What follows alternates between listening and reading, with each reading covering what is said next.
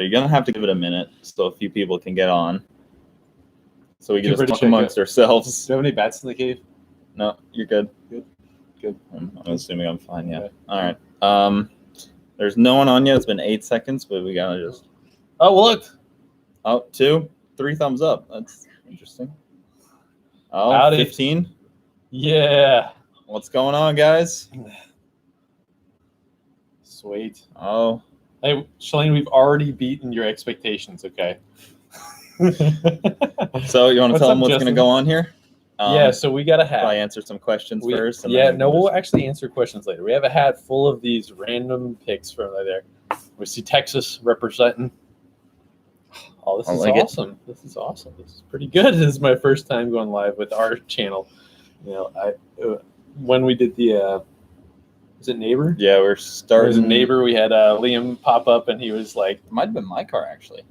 Just like totally. Yeah. Yeah, he's just like totally froze. It was awesome. How's the sound quality, guys? Can you hear?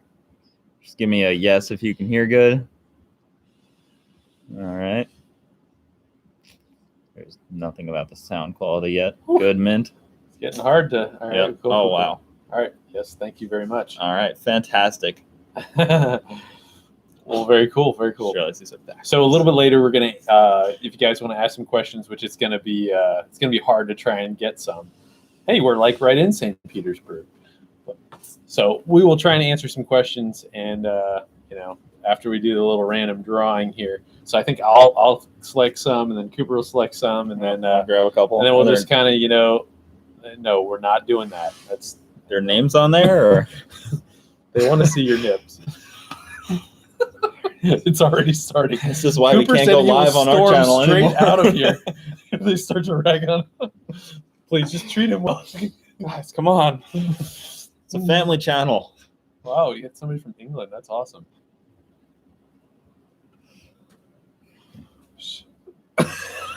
Oh man, it's ridiculous. No, that one's hidden. All right, yeah, we're not gonna say that one. All right. Oh, man. All right, so hey, look, let's get down to it. I'll let you select the first one here. So there are names on this, not like numbers. There's all the names of the people, so we're actually gonna do the. Well, it should probably be a little more random. I was kind of looking at. Well, yeah. All right. They probably don't trust. Well, me. no, I mean we're gonna totally just pick it, you know.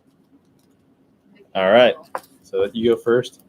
We got Paul Hoffman. Paul Hoffman. So we'll just leave this here so we can. We got a Garrett Frederick. So how many are we going for? 8? We got 8. We got 8 to do. Wow. No nippers, please. No nippers, please. Adam Burkholz, number 3 here. Your turn. Oh. All right. We are doing it for Dale. Okay. Nick Mitchell. Nick Mitchell. So you got Garrett something, and I got Nick Mitchell. Oh, that's freaking weird. Yeah. All right, so that's 4. We've got Aaron Lowney. See? All right. I think so. I mean, all right. So you got. Yep. I just want to make sure we don't lose them. Yep. All right. The police car build-off is going to take a while. I don't even have a car yet, so it's in the early stages. But. Matt Gross. Oh, Matt Gross. He's semi-local. All right, hold on. We got all right. So what is that? 6? Yep. 6. Okay, 7. Cody Davis. You got yourself a Sundrop. Now, is it legal to ship these? Because they have quite a bit of debris in them. They seem like they might be. Yeah, I wish. All right, I'm gonna try and see if we can. Can you get? Oh, can you see that? Hold on. Let's tilt it upside down. Man, they got some floaters in there. You can see that. Yeah. Oh, please don't drink this. I mean. Yeah, look at that. That's something to sit on a shelf for a long time. Oh, yeah, you see it. Yeah. All right, so hold on. That's 6. Oh, and these were Rookie of the Year, too. Yeah, that's pretty cool. Yeah, actually, we stumbled across another one where they were, it was like a Winston Cup winner in like 1990 or something like that. Okay, Rodney Bond. Let's count how many we got there. 2, I think 3, 4, 5, 7, 6, 7, 8. That's it. 8. That's it. We're all done. Cool. All right, guys. Way illegal. So let's take some random. We'll take some random questions here and some tuning questions. Yeah, we can do some tuning questions. We LS, can do some late model stuff. Yeah, we do something like that. No Ford stuff, please. No, I'm not drinking one. And I don't suggest you drink one either. I mean, Right in for Jeremy. Wow, someone tempting. $20. I'm not telling you how to live your life here. CT's SV, it's coming along good. It's just a little slower than Miata, but All right. it's like, oh, so now when is Cooper gonna street race the V? Street racing is bad. Yeah. Take you to the track. If you like roll racing at the track, something might be a little wrong with you, but it is fun. Ooh, I don't even know how to answer that one.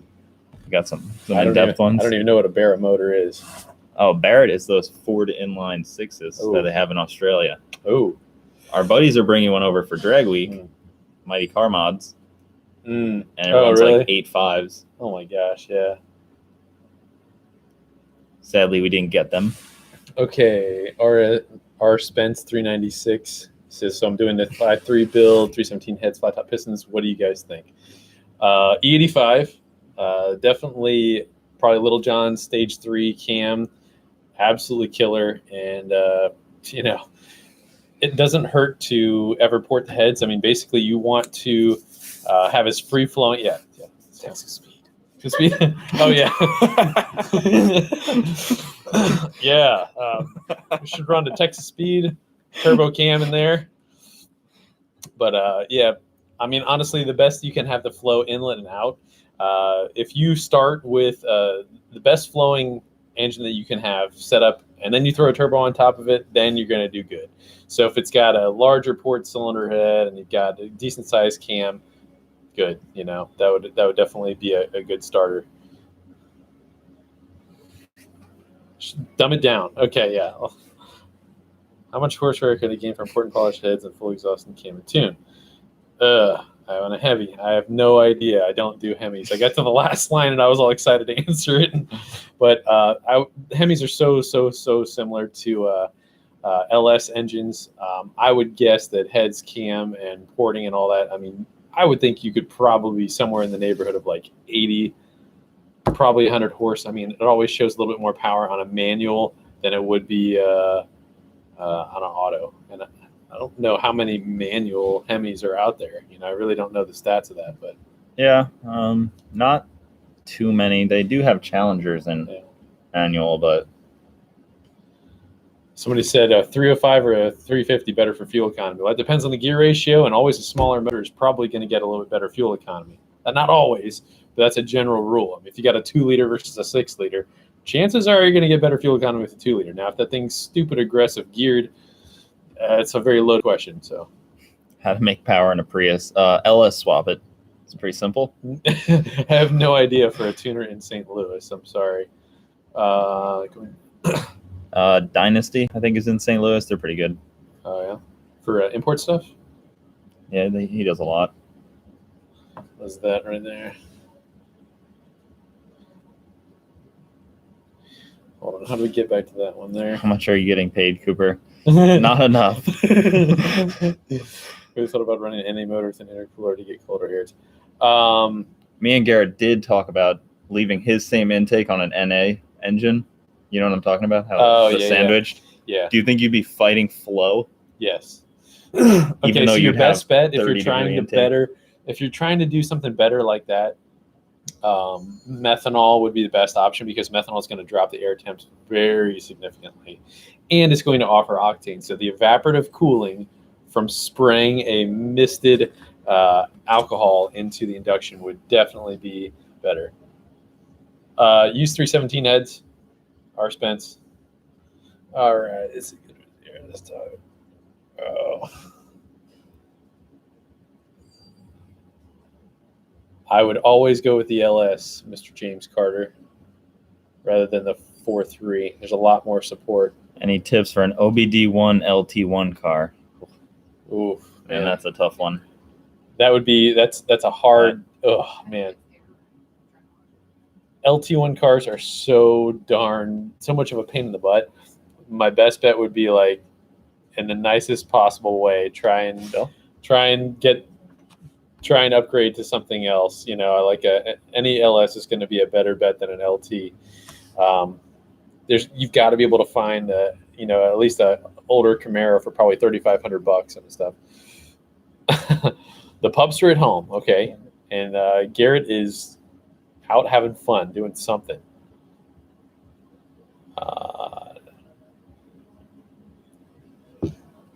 I guess, Cooper, I blame you for running out of fuel. Oh, in the funny RV. Funny thing, I actually just started drifting. I went with Garrett when we were up in Georgia and drifted, and he was freaking awesome. So it really motivated me to be a lot better at that. So that is something. We got some drifting stuff coming up sometime soon here.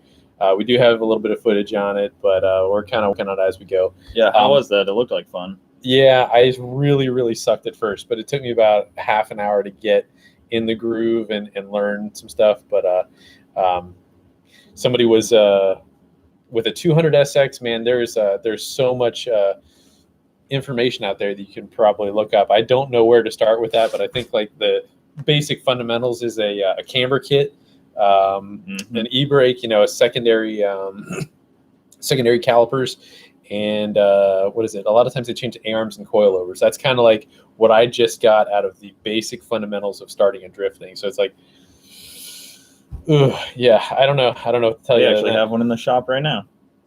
240. Oh yeah. Not a drift car. Not a drift car. Well, he doesn't want it to be a drift car, but I've seen it at the top end of the track drifting.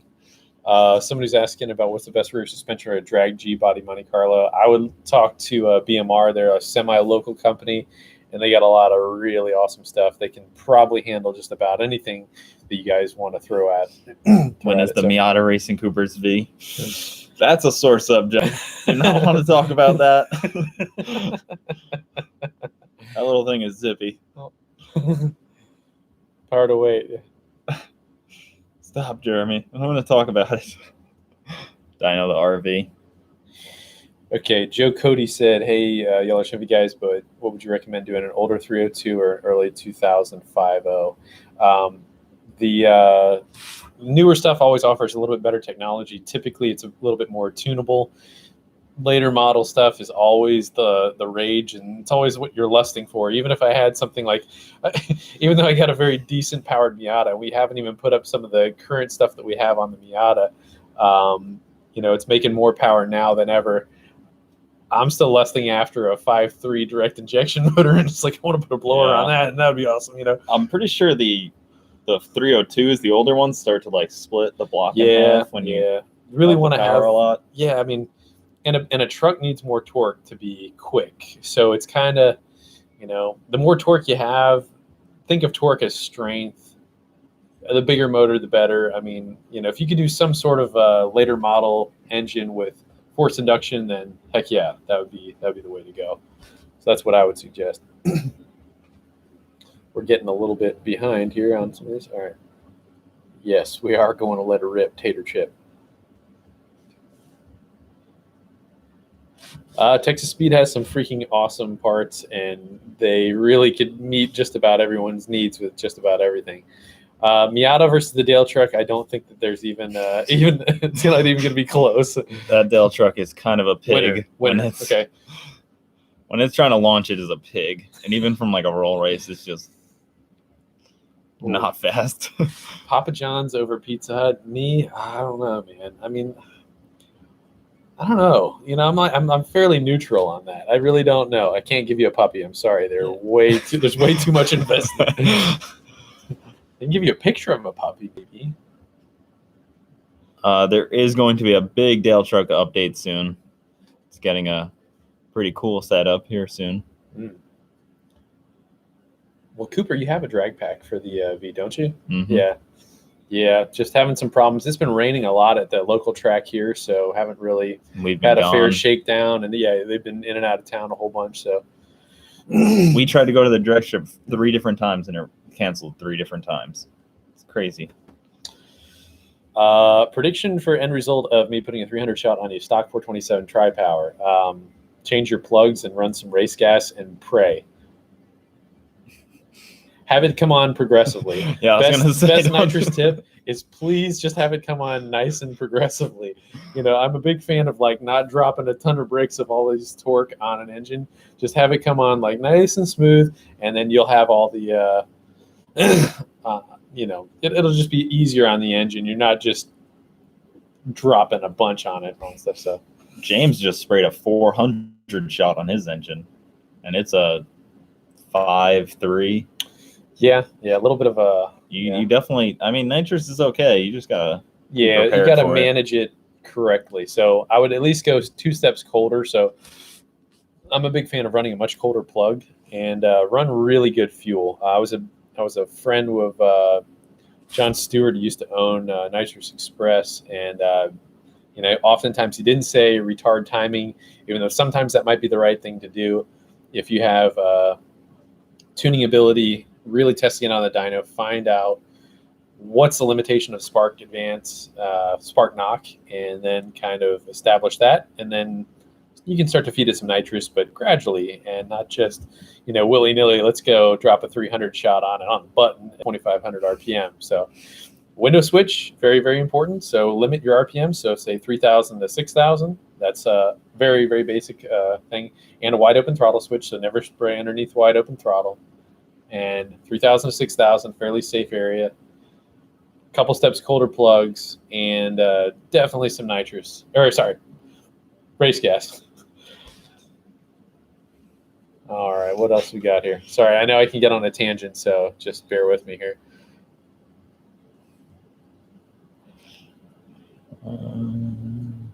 Dominoes? No, false.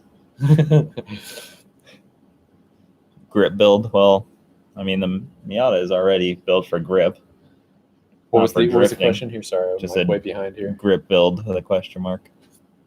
Oh, this is all right, Derek Shrewsbury. Okay, I wanted to just say that, by the way, I have been going to Keith's for about 12 years. Okay, so even though I didn't start YouTubing until like 2 months ago, Andy from DFR is a friend of mine, and he's a customer of mine. So I've been doing work with Andy before. I think he had a shop about 12 years ago. So I've been going to Keith's and setting up regular appointments at Keith's for a very, very long time.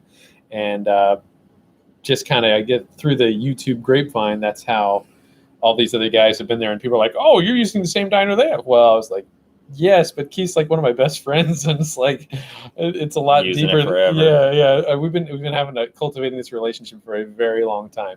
At some point, I will kind of talk about that, how I started going up to Pennsylvania. But that is, we'll actually probably save that for a video. It's a good story. But it's kind of how the evolution of this whole business and everything has come about. So good question. All right. Oh, Jeremy White's caddy versus Cooper's caddy. I don't know if that's very fair. I don't think we'll be able to. I think Cooper will probably smoke it. I mean, he's, even though your V's a little heavy, I mean, what does that thing weigh? We got 7,000 pounds. Yeah, she's really, really, really with really no heavy. one in it. Damn. Oh man, yeah. This is actually in our office right here, so we have nothing up on this. I think you guys were using this for the green screen at one point, or has it happened? Or no?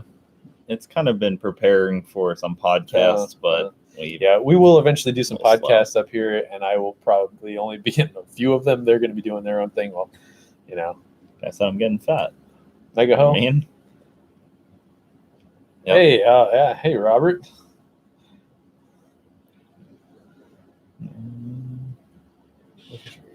Okay, what would you look for when looking for a good tuner? Oh, that's a good question. Something that I really, really suggest is somebody that's going to go the extra mile. And if something's not right, I mean, we're all human here. I'm far from perfect. I make tons of mistakes, and every once in a while I learn from them. So somebody that's not too proud, somebody that's willing to admit they're wrong and willing to go the extra mile in order to get it right. And so that would be what I would look for somebody in a tuner. And to me, street tuning is extremely important. It's all well and good to dyno tune and what have you, but looking at the bigger picture, looking at all the data and really really kind of soaking it all in. But you got to test it on the street. It depends on what the car is, but street tuning is very important as well as dyno tuning. LSA, I like it. What's the highest horsepower result on our dyno? I think maybe like 1160. I think it was Leroy. Yeah, it was probably Leroy, and Garrett was kind of being a little bit of a pansy because I wanted him to turn it up. We run it at more boost at the track. No, yeah, I was like, why not do it in a controlled environment? You're going 24 pounds. Let's do it, man. Come on, let's do it. There's no glory in popping an engine on the dyno. Yeah, I understand that, but I don't know. I just did, if you're gonna do it on the I just did shave the beard. Look, this is like I just got this shaved yesterday. Look at this. This is like a totally different. It is pretty clean. It's like it's not nearly. What did you call it? You're not castaway anymore. Castaway, yeah. I'm not castaway style anymore. It's like this is really, yeah. What do you think? 317s or square port? I love cathedral port. Me and Leroy are both cathedral. It makes plenty of power. Yeah. I'm not really sure 317s though versus the 243s like we run. Yeah. Is that a better head? Okay, so what is the name? Sumner Slayer? It depends on the application. I mean, if we're talking about, so the question is LSA on an LQ4, 317s or square ports. Are they, if they're going to be ported, A or B is going to be one of the questions, because it's kind of like with the the cathedral ports are a good head. They do flow well. The the square ports flow a little bit better. So it's kind of like a,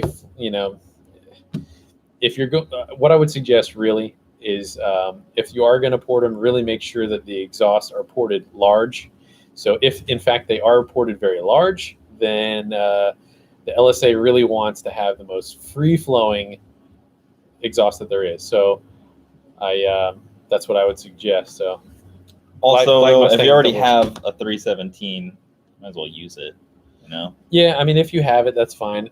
If you can sell it, that would also be good. But it's like you're not going to get a lot of money for a 317. Unfortunately, I don't know what the bore size on the LQ4 is, though. I don't know. Can you do like an LS3 head on an LQ4? Or yes, is it 6 liter is the minimum. So 6 liter, 4-inch bore is the minimum of what you can run that cylinder head. Black Mustang 007, I love you too. Thank you very much. Hold on, let's see. All right. Does it cheap? We haven't verified that on our dyno. Does the cheap Lambo really 900? You'd have to ask Tavares that. So we'd throw it back on though if you want. Yeah, I actually would like to finish tuning it up and really see what it does in dyno numbers, and really do some pulls on the street. That would be my personal thing. I would like to do some pulls on the street, because even though it might make a boatload of power, torque is really king. So think of torque as strength and horsepower as speed.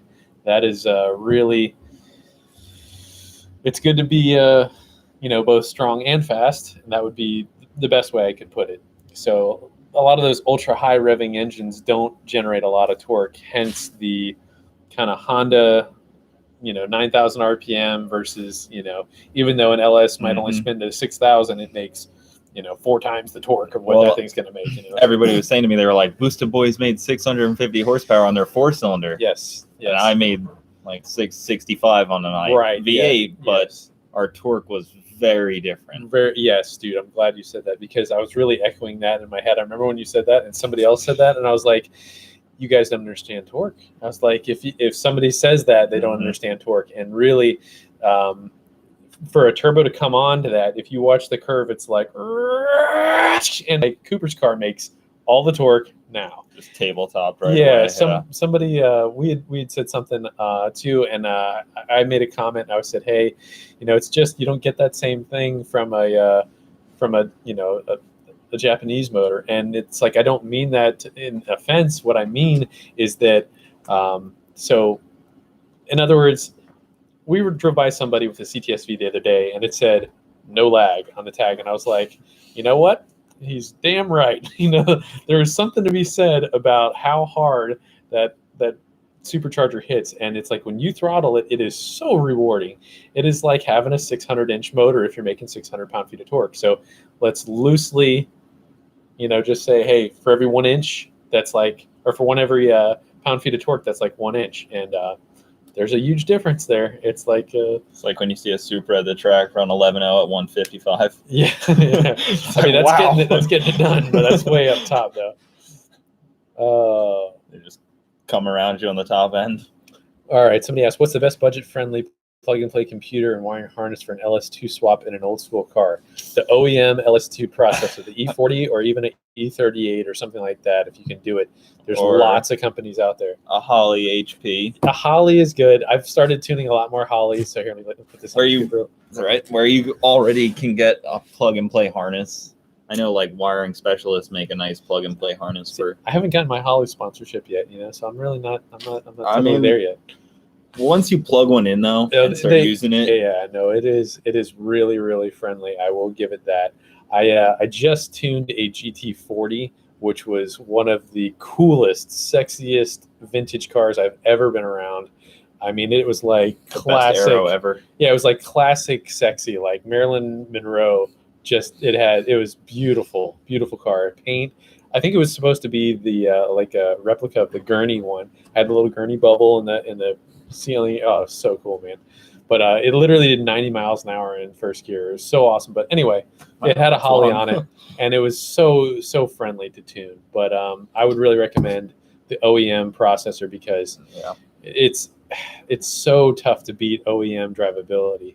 And that's what I gotta say with most applications like that. I can also recommend heads and cam and all that, but don't put a stock LS2 in there. Don't do that. Do something way more. If it's out. Yeah, if it's out, you got it sitting there. Throw a cam, like pull the heads off, mill them. Come on, something. Cooper's not getting fat. He's beautiful. Okay. It's big boned.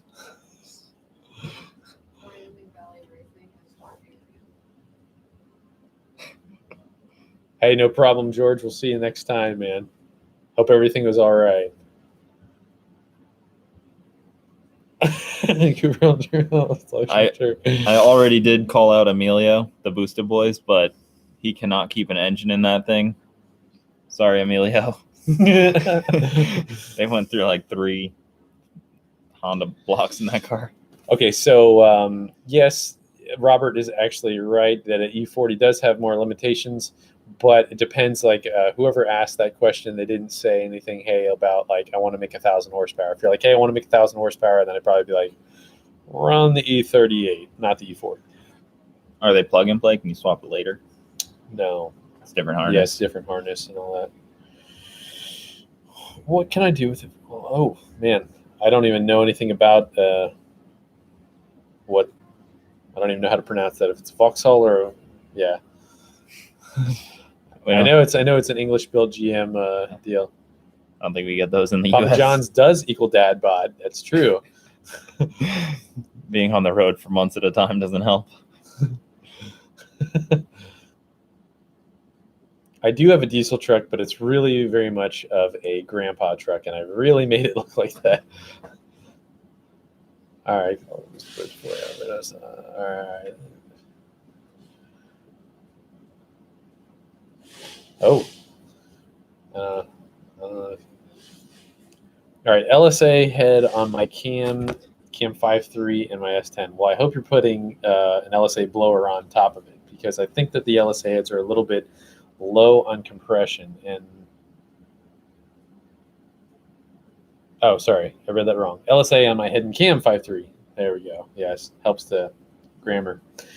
Yeah, you don't want to put LSA heads on a 5.3. That would be awesome. That would be a good. That would be awesome. I actually have a friend that's doing that. His build has been going on for a long, long time. So clean, but he's got a 6.2 in his S10. But I cannot wait till that thing's together. It's beautiful, beautiful swap here. I don't think the LSA heads would go on a 5.3 happily. No, they wouldn't. You would actually destroy all your valves. Yeah. Yep. Let's get back here. No, we cannot put Monica on the dyno. She will not fit. We're not modifying the dyno to get her on there. I think it would probably crush the dyno. We can probably get it on the other way, throw.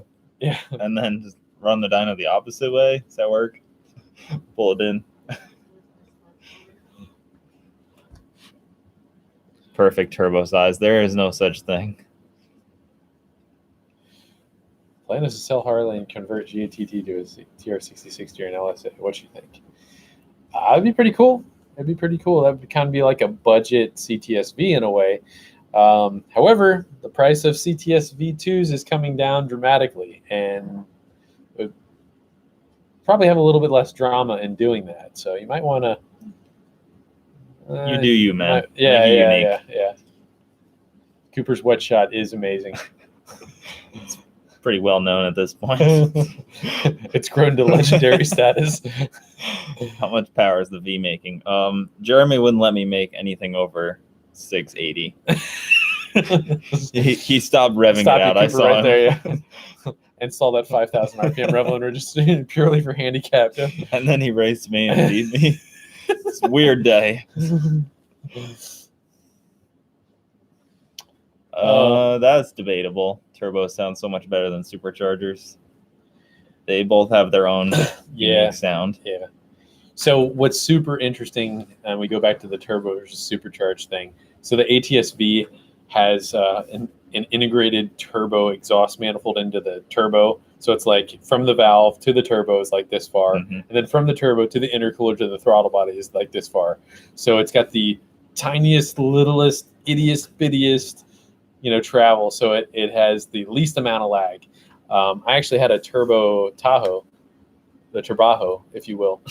And it had very, very small piping coming from the turbo. I even did a T3, which is probably kind of dumb when you think about it, but it could have been so little option than turbo at that point. No, actually, you know what? It was a T4. Sorry, it was a T4, but it was small. I think I did like a 0.86 or 0.68 AR. I wanted it to spool like a diesel. Also, somebody asked if I tune diesels. I do not tune diesels. Anyway, back to the story. So with the Tahoe, it lit off. We had full boost. It like, hey, we got $5. That's awesome. Oh, wow. So the cool thing with that is basically we made full boost at like 1,800 RPM, and I gave the Tahoe to all sorts of friends that had 800 to 1,000 horsepower cars. I'm like, I know this is a big fat girl, but just go drive her. And they're like, everybody would come back with the biggest grin on their face, like, oh my God, this thing's so much fun. Because it probably made like, I never dynoed it, but I'm going to guess just from the weight, it probably made like 550 wheel torque and probably 450 horsepower. It wasn't a lot, but I mean, I did it for towing, and I tried to hold out from getting a diesel truck as long as I possibly could. And unfortunately, I held out a little too long. I had tranny problems. It was a 4L60, but point of the story is... Sounds like I'm looking into the future. Yeah. Point of the story is you can have a turbo that lights off so fast if you size everything really, really small. And, the limit is always going to be the exhaust on the turbo. So people want to build big headers, and they want to build big this and big that and whatever, but the turbo is lazy going into it because really the restriction is, that small itty bitty little hole on the scroll so it's just. Was that Tahoe a 6.0? No, it was a 5.3 with heads and cam. So if it was like a 6.0, it probably would have. We got some more donations. Thanks for supporting us, guys. Thanks, guys. Cooper, wake up. I'm looking at my own eyes, and I feel like I'm like squinting and tired. I am so tired too. How long did it take to grow my beard? Well, unfortunately, I probably just shaved off the parts that was like 6 months or something like that. I think I get 5 o'clock shadow at 11 o'clock. So it's something I've got some, I grow some hair. Okay, so somebody asked, do you tune for horsepower or torque? And here is an interesting thing. Let me clarify something too. So if you gain torque, you gain horsepower. If you gain horsepower, you gain torque. They're both one and the same. You think of torque as low-end horsepower, and think of horsepower as high-end torque, and that's really, So This is the classic analogy here that I try and use. So if you guys are familiar with football players, you've got a couple different guys on the field. Let's think of the wide receiver as the Formula One car. All right. He's very slender, very lightweight, meant for ultra top end speed. Okay, definitely not known for his strength and so on and so forth. And then you have your defensive tackle on the whole end of the other end of the spectrum. That will be like your diesel truck. Okay, not particularly known for his speed, but he's known for his strength. That is somewhat the difference in horsepower and torque. Okay, you can think of it in that analogy, but kind of go from there. If I'm tuning always for efficiency. If I can pick up little bits and pieces of power anywhere and everywhere, I think that we're going to effectively, we're going to pick up, and it's going to be much more efficient, and so on and so forth. The way I always heard it was, horsepower is how fast you hit the wall, and torque is how far you take the wall with you. Yes, yeah, and actually, on that same front, though, people that are into guns and bullets and all that stuff, they talk about ballistics and whatnot. You got knockdown power, and then you got speed. So think of, it's like we can take like this grain of sand, and at like 15,000 miles an hour, we can put a teeny little hole through that. Or we could take this water bottle. Just squirted water all over the thing. We can take this water bottle and with a lot of strength throw it through the wall. What's going to make a bigger hole? So this is your strength, and then you have kind of that. Wow, what's up with the kitty? Wow, it's just a meme. Yeah, don't listen to him. Thanks, Ben. What was that here? Somebody asked about 294 LT1. Don't do it. Where was the what heat rain plugs did you put in my car? BR7EF, yeah. NGK BR7EF. Whatever you told me to use. Wayne, we do love America. It is the greatest country in the world, and God bless America. Much freedom. It's so cool that look at Cooper's arm. Like, I don't even know. I do have a whole tactic. He's definitely pretty well in. We're definitely really blessed to live where we live. I mean, to be able to even do, the silly stuff that we do, and, not be thrown in prison for doing stupid stuff. And like, it's pretty awesome that we can do the stuff that we can do. So yes, God bless America. Back to the spark plug question here. Somebody was saying, hey, what plugs? Let me tell you why real quick here.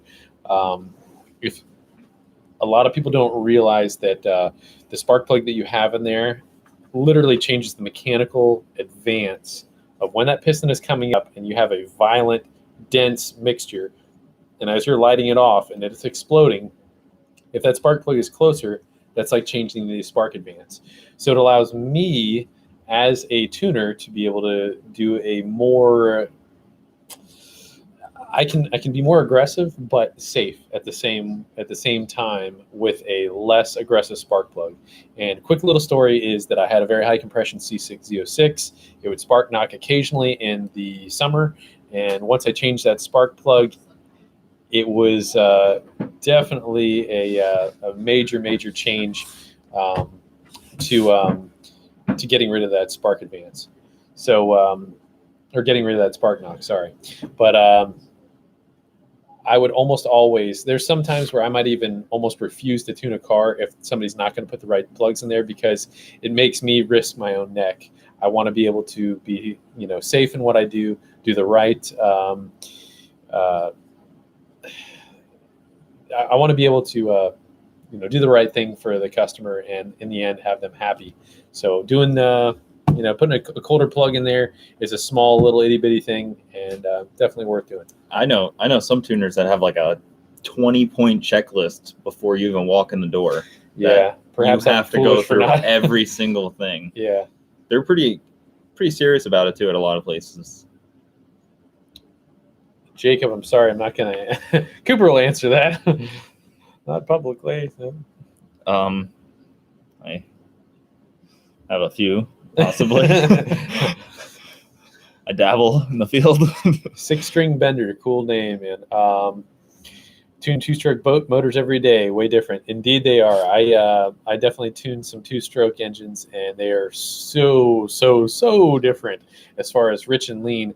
There's been many times I'd kind of been messing around with something, and they were like, I was like, man, it's got to be rich, it's got to be lean or something like that. And it's the complete opposite of what I would think, So getting on the pipe and doing all that other type of thing, that's a different thing. Yes, Black Mustang, you're correct. Horsepower equals torque times RPM of 5252. So after 5252 RPM, horsepower is always greater than torque. Beneath that, torque is always greater than horsepower.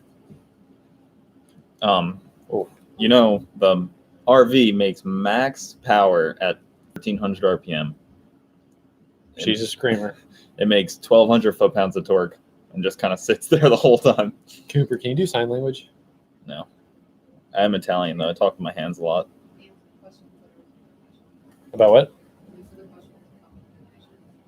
Oh, shoot. Hold on. Where did I buy the V at? I bought it at Certified Motors. Sorry, Paralefty. I will get to you right now. Here you go.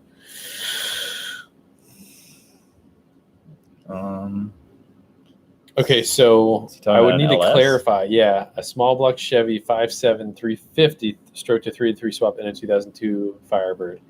It is kind of a mismatch in a way, but you can definitely still make some killer power out of a small block. There's no doubt about it. I would recommend doing the 4.7 swap if you could, and that would at least make it on the same firing order as the LS, if I'm not mistaken, which does pick up, it does pick up some power with that correct swap.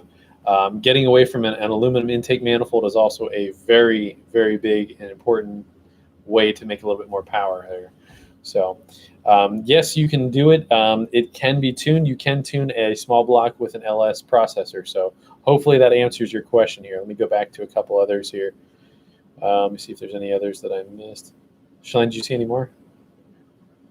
Oh, somebody asked, Brad Smart, can you still tune a 93 to 97? I can tune a 94 to 97.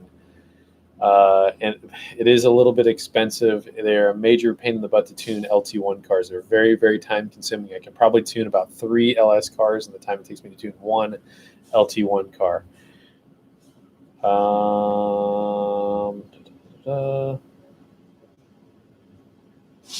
eBay Honda, thanks, man. Definitely need the encouragement. Sometimes it's pretty painful and it's hard on the family life. That's for sure. It's definitely burning the candle at. I wish there were 3 ends to the candle. You know what? One day I think I'm going to get a candle and I'm going to prove that you can burn it on both ends. I mean, you'll just burn your hand and the end result. Nope. It's possible though. All right, hold on. Somebody asked. Oh man, hold on. Okay, somebody asked, what do you think about water methanol injection kits? Really, straight methanol is the way to go, and Alky Control is a local company. They really do make some of the best alcohol kits in the world. They are pretty darn awesome. Julio from Alky Control is a good guy. Definitely help you out. Methanol is like 116 octane, and if you can use a lot of it, it has tremendous evaporative cooling properties. So that is a very big, important thing, especially in a hotter environment or if you're really fighting spark knock or something like that. Cooper, why don't you get one here? What? Get some methanol? No. Yeah, you could do that. I'm sure you want me to. Any chance in seeing the white twin turbo Mustang versus Leroy? Probably not. I mean, it's possible. It is. We go to events all over the country, so. Yeah, it would have to be up at probably Reading, and that car is not stick shift, right? No, it's not stick shift, so it wouldn't really be in any class for that. It'd be awesome to see it compete at Streetcar Takeover, though. Yes, which semi-streetcar. It says, what advice do you have for off-road builds? I would say go for the torque because a heavier vehicle always needs more torque.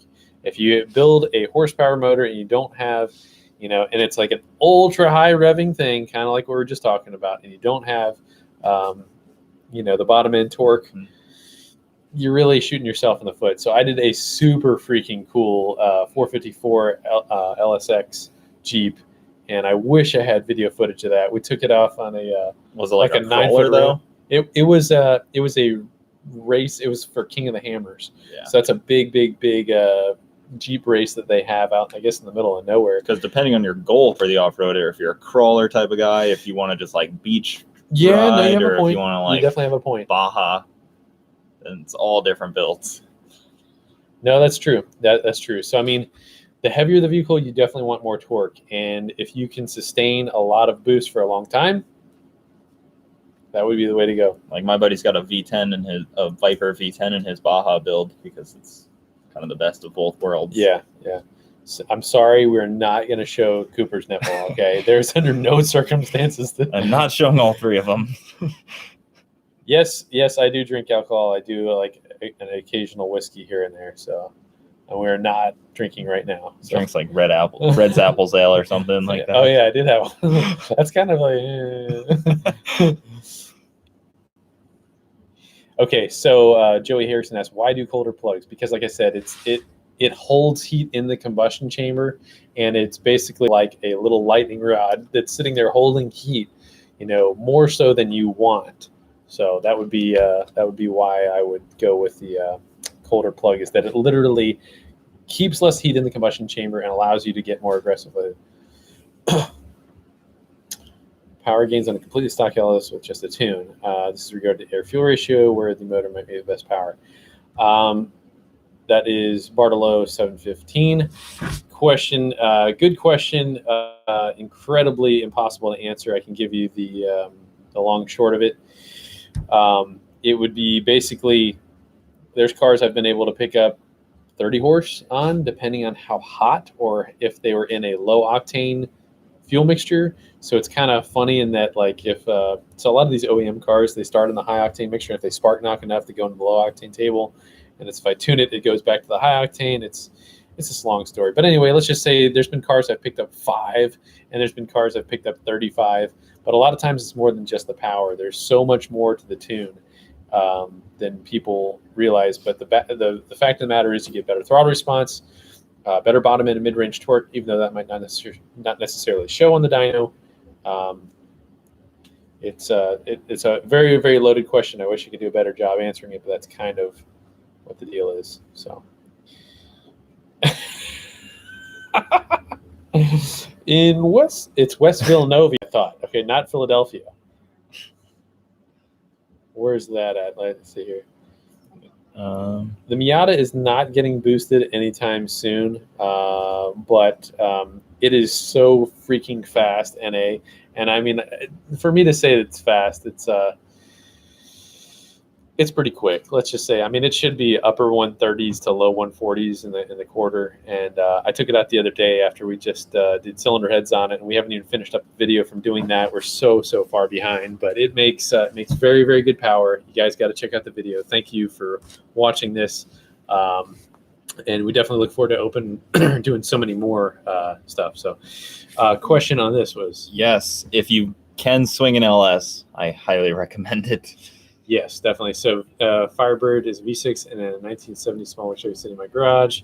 Yeah, definitely. Again, like I said, better technology offers more stuff. I mean, and if you did a turbo LS, you would never, ever look back. You would be like, man, I'm so glad I did something like that. The motor mounts already exist for that car, so it's not like it'd be that hard to do that. You could probably get headers and turbo kits already exist. It's like, go to On3 and get a turbo kit for like $3,000. Yeah, all in. Yeah, I mean, if you're doing a motor swap, put good parts on it. Spend a little bit extra money, even if it's a 5.3. I did a Pennsylvania video. We had that 1969 Camaro with a 5.3 and heads and cam on it. I think it made like 420, and it's a hell of a lot of fun. I mean, that's a great swap. Whereas it's pretty hard to get a small block to make 400 wheel horsepower. Very, very, very, very hard. Somebody asked, when is the SICK 2JZ Super versus Leroy happening? I think that, the SICK 2J car has been being built for like 3 or 4 months now. It's been down. Yeah, but I mean, is that even going to be able to be on the same playing field? Or he said he'll only roll race, so we'll see. I mean, that thing, it's going to make 1250 when it's done. Somebody asked, how many cars do I have? We got the Escalade, the truck, and the Miata, and I have a bunch of go-karts. Don't get them in the go-karts, guys, please. Yeah. We'll not talk about go-karts right now, but I did used to have the fastest C7 Z06 in the world, and I did have the fastest ATS, which still does hold the record. So do check out some of the old videos. The Z06 held the record for a long time. I think it was about a year and a half or so. Rowan gears, both cars Rowan gears. No, somebody definitely went faster. But that car was a blast. I mean, 3 years ago, we literally built the parts, designed them, made them, did the tuning while other people were still, designing parts and whatnot. Funny story is there was another very large company that was out there that a lot of people know the name of that was at the track the same exact day trying to run 9s. And by the grace of God, I beat him to it. So that was little old me, a small company. Huh? And they never, ever, ever hit the 9s either. And I will always feel so blessed about that. So there's a lot of other garbage talking with that whole thing. So it was really cool. But somebody fired off something. Oh man! Thank you for the donation. That's awesome. Yeah, we really appreciate that. That's really, really cool, guys. I'd like to go to the King of the Hammers event. Right now, that truck did qualify for King of the Hammers. Is he going to make it? I don't know, but it is actually in one of the intros I think that we had. Do we still have that in there, Shalane? Was that Jeep? Was that in one of the intros? Yeah. Okay, yeah. The picture of that Jeep was in that. Question intro. up your alley. Look, Spray LSA looking at meth. Or post rotor. Oh, somebody asked about the cam and the Escalade. We used a Texas Speed cam that was a 223, 227, 635, 635, 116 is what that was. Man, somebody's really after you, Cooper. Jeez. Man, it's live stream life. I don't know. They think they can get away with it on here. All right, so let's see here. Man, Argentina, dude, that's freaking cool, man. All right, what's the max horsepower until you're ready for a ZL1 doing more autocross than quarter mile? Honestly, a car with full bolt-ons could be somewhere in the neighborhood of the mid 600s with a manual. So, and actually, hell, that's Kevin Winter. So, I think you have more than enough. You have more than enough horsepower and torque to go autocrossing. I think his car makes like 700 or something like that. Oh, like yeah. 700 pound-feet of torque. You might want to look into tires. Yes, tires and brakes. Yeah. Somebody asked about BTR cams. BTR is absolutely at the top of the game as well. I think totally. I love Texas Speed. I love BTR. They make great products, and they're both at the absolute top of the game. So I know that Cooper feels differently. No. Brian Tooley's a good guy and all. His cams are awesome. I'm friends with a bunch of the guys that work there. Yeah. They all have fast cars. Leroy actually put a few cars on Logan's car in Charlotte at BTR. Oh, man. Somebody asked about a favorite tuning story. Sooner or later, I'll kind of share with you guys when I was almost killed like 5 or 6 times while riding shotgun. Definitely not my favorite story, but it's a story no less. So, yeah, that's usually why I drive, is that not that I'm like God's gift to driving or anything. It's just that I'm in control and I'm used to the power. So it's kind of whatever. But it's like, it's always kind of weird when it's like we're done tuning. I'm like, oh, yeah. Yes, but anyway, really quick though. Let's just talk about that real fast here. So I had a car that I just pulled off the dyno, and this is like in 2012. I think it was a 2012 CTSV. Car just came out, had heads and cam, and I think I picked up 100 horse on the dyno because the tune was so far off, and the transmission was totally different. So we're up and down a road that has a canal right on the side of it with no sort of barrier whatsoever. But we went down, hitting it pretty good, and then we went from a dig, and the guy went this way, and then we went into the canal, which is in 6 feet. It's like 6 feet deep in water, and I still have that computer, which has mud stains from the South Florida nasty mud, and I had to jump out and watch for gators.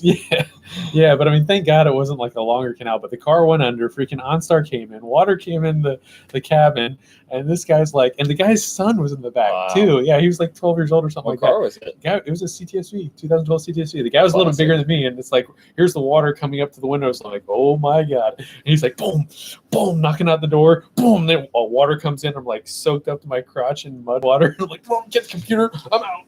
And then the computer got soaked. My cell phone was completely soaked, and I had to run about a 3/8 of a mile, like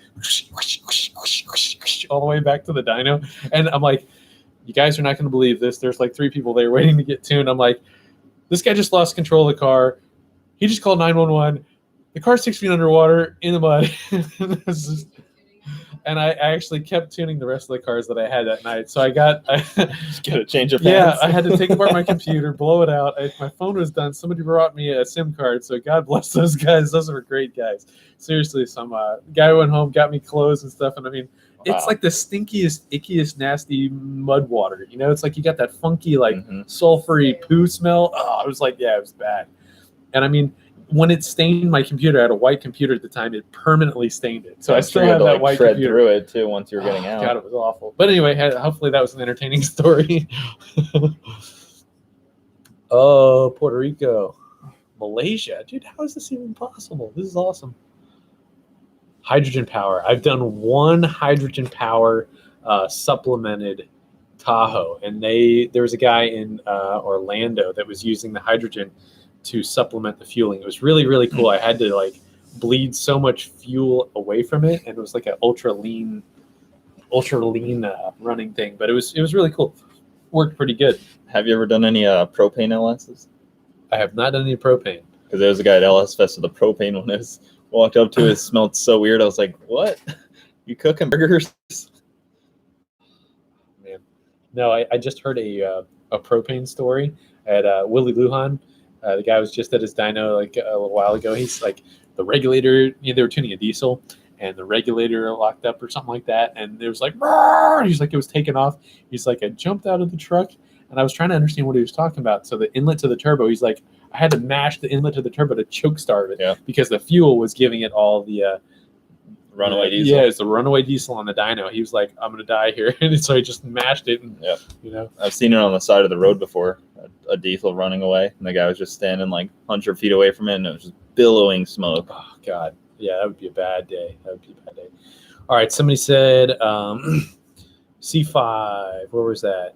Hold on. Someone say C5? Oh, somebody said the Hondaroo is up and running. Coming for you, Cooper. That would be Hondaroo would get the gap. Oh boy, that's one we can't mention right there. All right, everyone is building a C5 nowadays for their builds. Would you start with that, or would you Gen 4 for cost for a drag car? C5 is so hard to beat. Honestly, the C6s are so cheap too.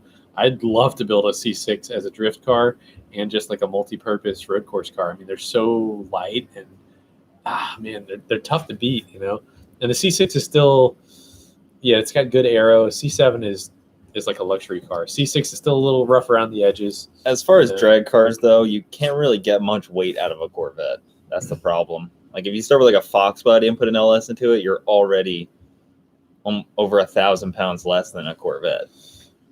I don't think it's that much. I don't think it's, I mean, no. I was talking to a guy with a turbo Fox body with an LS and it weighed 2,200. Dude, that takes a lot.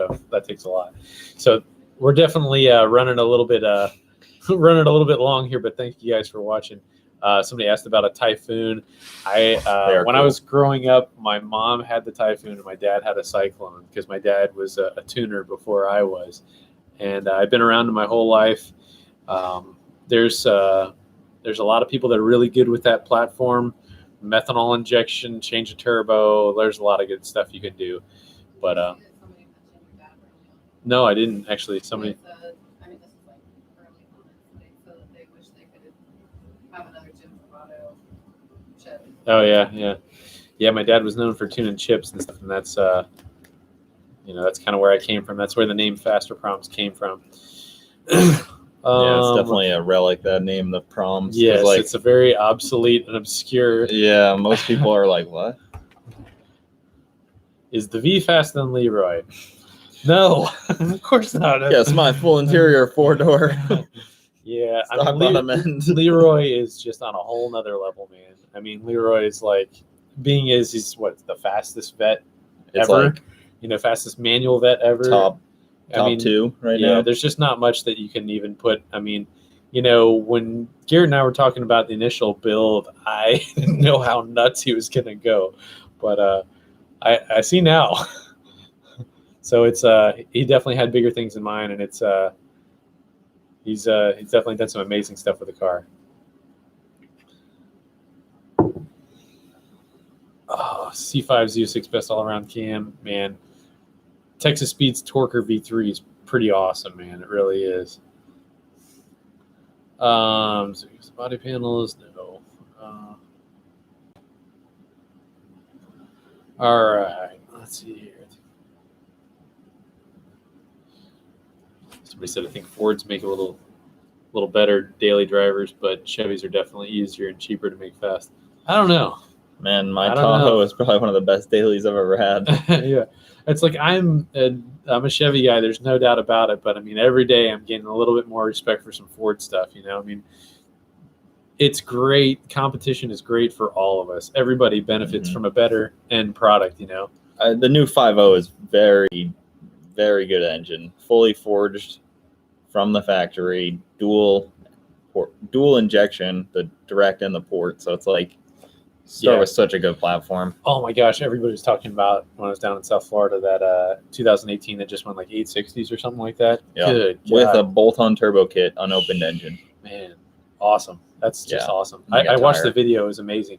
That's really cool that Ford and GM got together to build that tranny, and that is going to benefit everybody. I mean, it's like, what if I could, you know, whatever I want to do, That if I do 10 any speed sort is of so build, badass. that 10-speed or the 8-speed or the 10-speed is what I would want to use on if we did some sort of like the cop car build. Oh, God, that would be awesome. Someone was just selling a crate engine LT4 with a 10-speed that was pulled out of something. I was very tempted. Somebody asked, do we have Fasterproms shirts for sale? Yes, we have many of them. We have many of these. That's the name tag. And we have I want you to make some power ones. We are actually going to be doing probably 2 or 3 different more shirt designs coming up in the next coming months. Got a lot of stuff coming. I'm excited about it. So it's pretty cool. I'm glad that everybody responded really well to that design. It was just some goofy epiphany that we had, and I was like, that's it. That's perfect. Let's do it.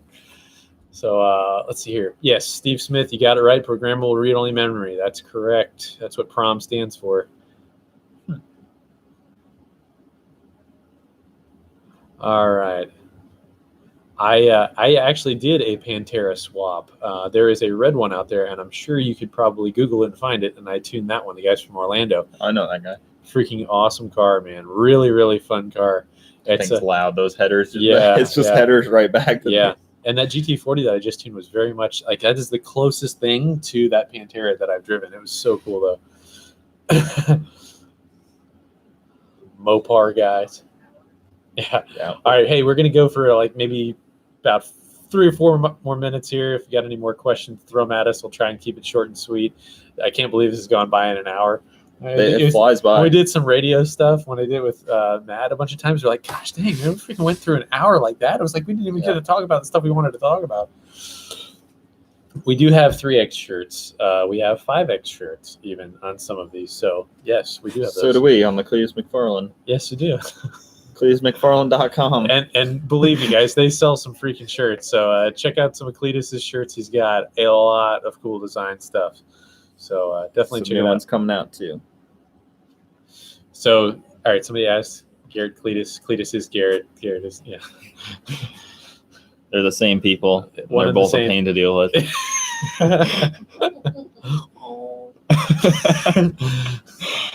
The Demon and Hellcat motors are pretty freaking amazing. For the somebody asked, how are they? For bone stock, I think that is the highest dynoing stock engine I've ever seen. Was the Hellcat? It's freaking amazing. I tried a blower that big. It was underrated. They're So like 2.8 I mean, or it's not any crazy technology. It's like large port heads, big blower, decent camshaft, big exhaust. Send it. That's what it is. Like a raffle, it's only Dynamic. Like raffle on that as well. Somebody asked, what's the most horsepower I've ever dynoed? I'm really a street car guy, so I don't do like lots and lots and lots of crazy race car stuff. there are certain shops that's what they specialize in. But if they do that, it takes so long to build a race car that they're usually involved with one or a couple of race cars. It's like I do a lot of cars. I just did a tuning trip down in Miami, and I did 24 cars. And, those are mainly street cars, but we had a number of cars hit the 800 wheel range and a couple in the 1,000 horsepower range. But the dyno with the Ford is the highest dynoing car that I have done. I think it was 1260, and we haven't even turned it up yet. So I think maybe next time I go back to Pennsylvania, we might turn that car up a little bit. I'd like to see 1,400 out of it. And but in all honesty, Leroy should be somewhere in that 1,350 range. Mm-hmm. We just actually haven't done it on the dyno. So I think we were 21 pounds, and he's hit 24, and we're picking up about 30 horsepower per pound. So just wait until this winter. Much more to come. Yeah, 1,300. I mean, like technically, Leroy made probably 1,300 not on the dyno, but on the The Holly probably says that because it does a math calculation by how much fuel it's flowing. Mm-hmm. So yes. Race between Neighbor and the Dirty V. I think that is supposed to happen, isn't it? Yeah. I think that would be a pretty good race. I drove that car and it made me feel a little more confident. Or Really? I rode in it a little bit and it made me feel a lot more confident with my car. Yeah, that's a lot of power though. I mean, that's not even fair though. I mean, we're going to throw our 20 pounds of boost at your 11. It's 10, you're bringing a freaking knife to a gunfight, But still, I wish you well, Cooper. But that thing's got I think it's got 340 gears in it, so kind of it's like I don't know who Brent. Me and Brent gonna collide. I can't make sense of that way. Brent, PFI speed. Oh. Yeah, actually, I met Brent really briefly, and he was a super cool guy. Honestly, I kind of got into watching some more of this stuff after I had met him, and I really wish I could have talked with him about some more stuff while he was there. So it was cool. It was cool to meet him, and I wish I got to watch some of his videos before I had met him. So they are coming back for the next Cletus cars, though. Oh, that'll be awesome. Recommend any other car platform? Any other car platform? Yeah, C6 would again great. Me and Brent are totally different guys. We tune on totally different stuff, but it's always cool. I know a lot of other tuners.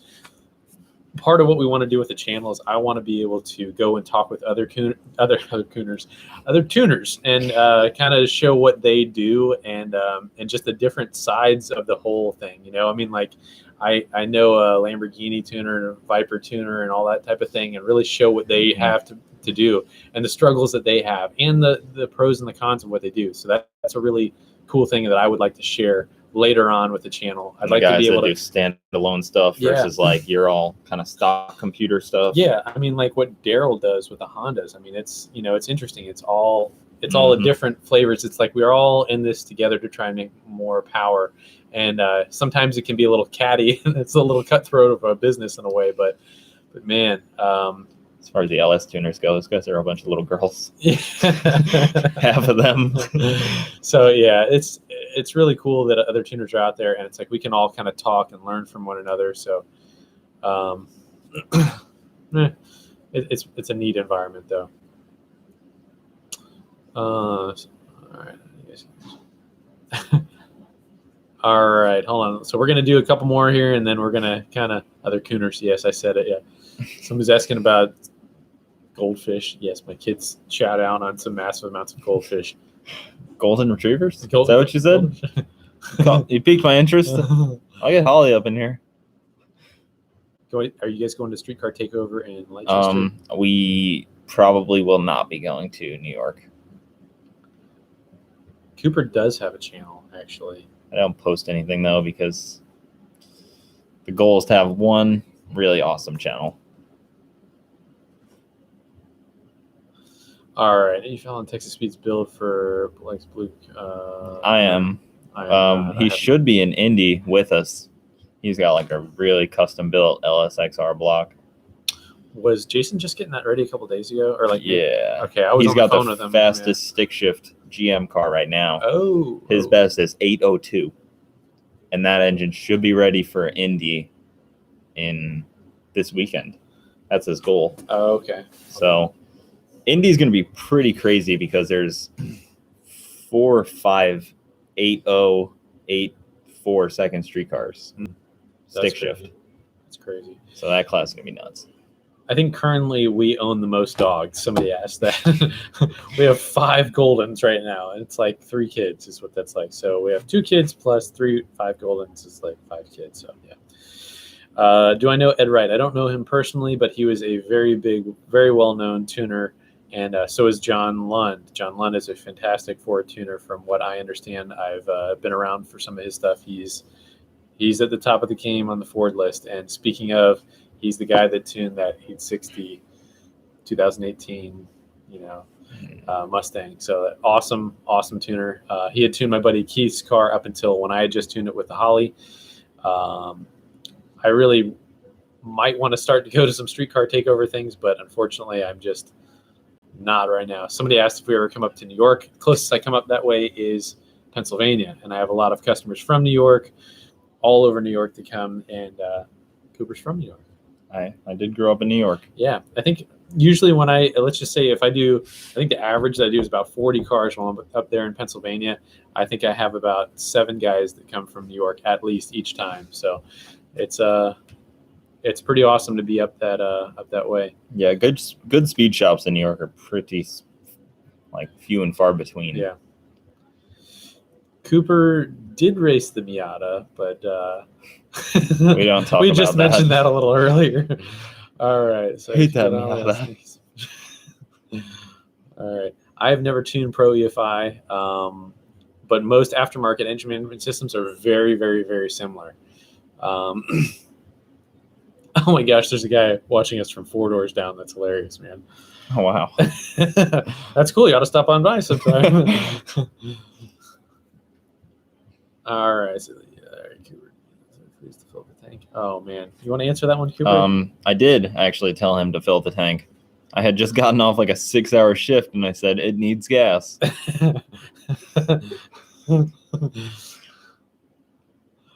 All right. Where in New York, Cooper? Montauk, Long Island. The Forza guy. Really well in Forza Horizon. Actually, what's really funny is that they made my Fasterproms car for Forza. Someone made my Fasterproms vet for Forza. But I really, really enjoyed Gran Turismo. I used to play that a lot with the gaming wheel and all that stuff, and that was a blast. It really does for the office. Yeah, we actually haven't. We kept thinking about bringing it. It's like they're both just sitting there collecting dust. So I'll build a little rig. Yeah, well, maybe we'll bring it up. Bring out the wood skills. So somebody asked, Robert Magara asked, what's your take on compounding LSA with twins? Funny you should ask that. It's a lot of heat. Well, actually, I'm very much considering something very much like that, and it might actually be LT4 powered in the future, but you'd have to stay tuned on that. So we may or may not do something like that. Let's just overspin the rotors. Well, the thing is that, I guess it doesn't take as much to, we'll have to find out, We'll just have to find out. Let's do, you need that immediate boost from, to get that big girl going, and then proper size turbos, I guess. Yeah. All right. So let's about finish this up here. All right. Oh, I don't mean to be typing anything. Sorry. I do see you keep typing things. How does that keep happening? I don't know. This is amazing. Somebody asked about the LS9 swap on a 2000 Yukon Denali. Will the transfer case hold all that power? Well, I hope you got a 480 in there or better. Maybe if there was a 6L90 with a transfer case, that would be so sick. So LS9 with transfer case, 8L90. Yeah, I don't know how long my 4L60 is going to hold up to just normal driving. I think my son is watching. Hi, Liam. Christian, love you guys. Maybe that's a mess. All right, so somebody asked, the shop is in Clearwater. Yeah. Typically, we don't want to hang out, but if you want to come by and say hello for a little bit, that would be very welcome. Very cool. All right. Will Leroy do drag week? Leroy will not do drag week, but hopefully the Dale truck and neighbor will be on drag week. That is the plan. Yeah. I was literally watching a Finnegan thing about that last night, and I mean that is brutal though, man. It's gonna be like 1,600 miles. Yeah. I don't want to be the guy stuck in the in the Dale truck. Oh. I'll take neighbor. That car actually has rubber bushings. Oh yeah, that's Dale truck. Everything is just solid. Yeah, it's like 1,400 to 1,600 miles on average, right? And then Mhm. it's like you gotta every single day race, every single day. Yeah. Mhm. Okay, good to see you guys as well. Let's. So we wanted to say thanks.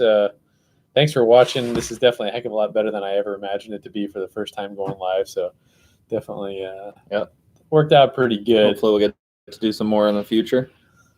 Yes, sir. Yes, sir. So we're gonna do. We definitely will do a bit more. We got a lot more videos. So guys, thanks for being patient with our sucky audio from me, and it's gonna. I got a bunch of videos that I'm withholding, sort of, but we're gonna try and get them out there and fix the audio. But we're getting better stuff all the time. So we'll have some more dogs next time. More dogs. Yeah. I think that's what the people want. Yeah, I didn't see anything about it, but I think that's what they want.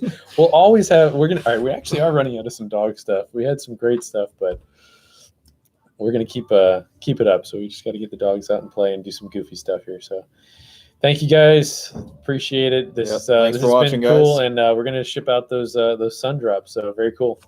Yep. God bless you guys. Thanks for watching. See ya.